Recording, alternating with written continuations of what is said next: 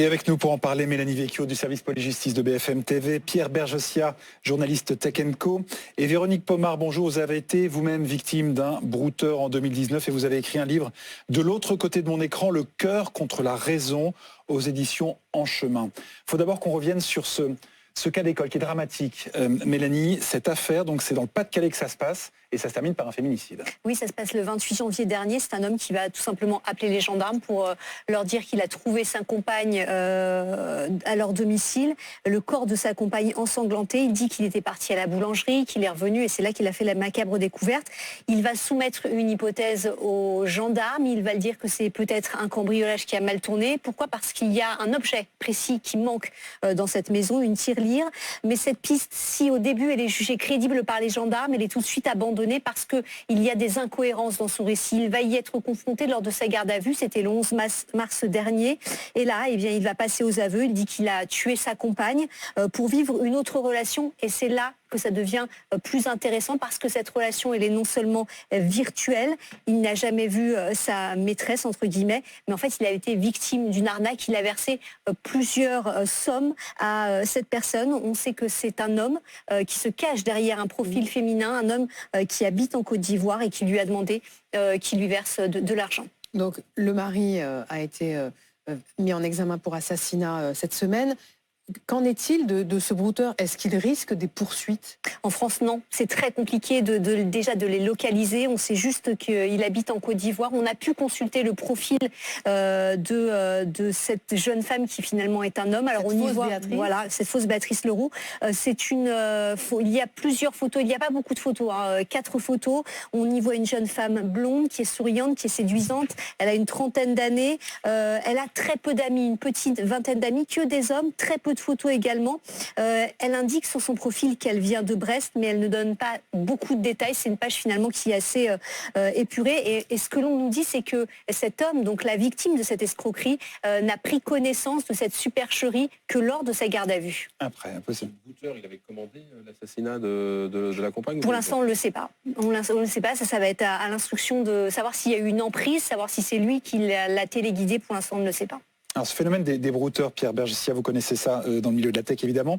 C'est qui ces brouteurs et pourquoi on les appelle brouteurs d'ailleurs ? C'est bizarre, non ? Alors brouteur, c'est un terme en fait qui vient de Côte d'Ivoire. Ça fait référence aux moutons qui broutent l'herbe facilement, comme on pourrait arnaquer des victimes facilement. Alors le brouteur, ça vient donc de Côte d'Ivoire, plutôt des personnes qui viennent d'Afrique de l'Ouest, des escrocs en ligne, mais en fait il y en a partout, des brouteurs. Il y en a en Inde, il y en a au Nigeria. Il y en a en Birmanie, on peut même en trouver en Europe, donc c'est quand même un phénomène qui est global. Bon, ils existaient avant Internet, mais Internet leur a offert un terrain de jeu sans limite. Oui, non mais exactement, et en plus... On arrive à remonter jusqu'à eux quand même ?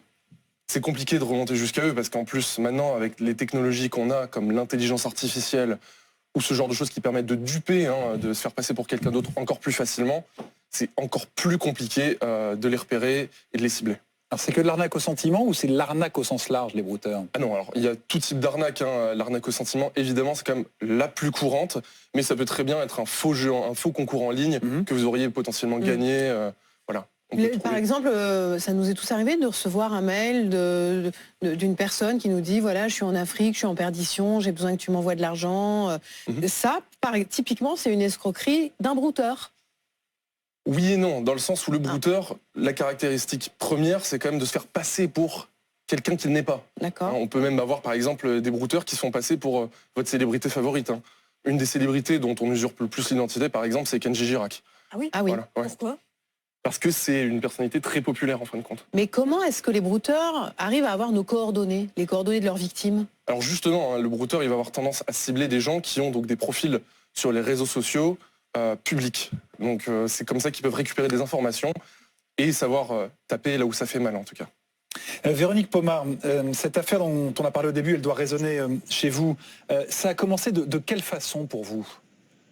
Alors moi, il m'a envoyé un premier message sur Instagram parce que voilà, moi je suis pas du tout orientée vers le virtuel. Je vais pas sur les sites de rencontres. En plus, je ne cherchais même pas à avoir une relation avec un homme. Il m'a envoyé un message auquel j'ai répondu, alors qu'habituellement je réponds jamais. Je ne sais pas pourquoi ce jour-là. Je pense que je me sentais seule parce que voilà, ça faisait 5 ans que je m'étais séparée de mon ex-conjoint Et la solitude a fait que j'ai répondu à son message et j'ai été attirée assez rapidement. Et c'est ça qui est incroyable, c'est qu'en fait, c'était pas moi du tout. Je ne suis pas du tout comme ça en général. Et là, est-ce que ces mots m'ont rassurée? Voilà, il était très attentionné et j'avais très envie de parler avec lui tout le temps en fait. Et je suis devenue dépendante très très rapidement. Vous dites, ces mots m'ont attiré, mais quels mots? Il vous parlait comment? Il vous disait quoi? En fait, il s'intéressait à ma vie privée, il s'intéressait à ce que je faisais, il s'intéressait à mes loisirs. Je sais pas comment vous dire parce qu'en fait, en général, en plus, moi, je suis pas du tout le genre de femme attirée par les gens qui me passent de la pommade comme ça. Et avec lui, j'avais l'impression de rien contrôler. C'est-à-dire que le matin, voilà, moi, cette première conversation a déjà duré quelques heures. Et dès le lendemain, j'avais déjà très envie de continuer à converser avec lui. Il m'envoyait un message le matin avant d'aller au travail en me disant bonne journée à toi, à ce soir. À toutes les heures de la journée, je lui répondais. En fait, c'est un petit peu comme si j'avais un conjoint à mes côtés. En fait, c'est incroyable cette dépendance qu'on ressent assez rapidement. Ah, c'est marrant, ce terme dépendant que vous évoquez, il est très signifiant. Mais à quel moment on passe du flirt virtuel à la demande d'argent? Parce que c'est quand même ça l'objectif.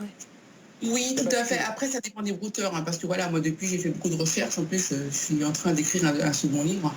Donc, moi, ça a été très rapide. Hein. Je pense qu'il a flairé le bon filon.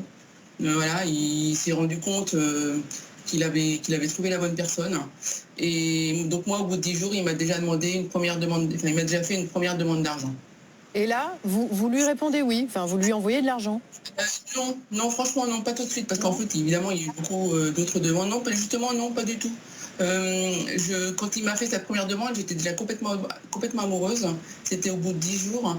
Et là, je suis tombée des nues, en fait. Et j'étais très mal, parce qu'en fait... Mais vous avez demandé combien, pardon? 150 €. Donc il a évoqué des problèmes qu'il rencontrait parce qu'il me disait qu'il était vendeur d'objets d'art de voiture, qu'il était à son compte et qu'il avait rencontré des main-d'œuvre, des problèmes de main-d'œuvre et tout, enfin bref quoi. Ce qu'on ressent dans votre témoignage, Véronique Pomar, dans votre livre, c'est qu'il y a un moment où vous sentez quand même qu'il y a un loup, qu'il y a quelque chose qui ne va pas, mais vous continuez quand même.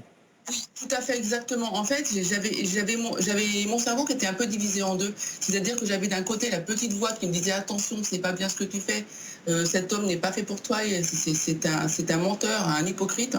Et de l'autre côté, j'avais le cœur. Et le cœur l'emportait à chaque fois, en fait. Mais quelque part, je dirais que la petite voix, elle m'a quand même sauvé la vie parce que à la fin, c'est elle qui a gagné, quoi. Et tant mieux parce qu'en fait, je pense que j'aurais pu encore aller plus loin. Racontez-nous comment ça se termine. En fait, c'est un petit peu grâce à lui, je dirais, parce que voilà, moi, j'étais tellement dépendante que je lui ai donné de l'argent en l'espace de 3 mois, donc de mars à juillet 2019. Ensuite, en 2019, j'avais acheté une petite maison, et heureusement pour moi, parce que je gardais un peu d'apport pour elle, sinon, je pense que j'aurais été capable de tout lui donner l'argent que j'avais de côté.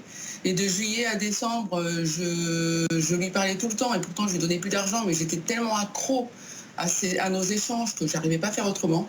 Et en décembre, il est parti lui-même. Et franchement, ça m'a sauvé la vie. Pierre, il n'y a pas d'antivirus contre les brouteurs? Non, malheureusement, non. Mais comment on peut s'en prémunir? Comment on peut les repérer?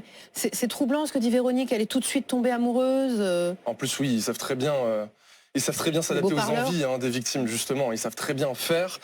Alors, il n'y a pas d'antivirus absolu.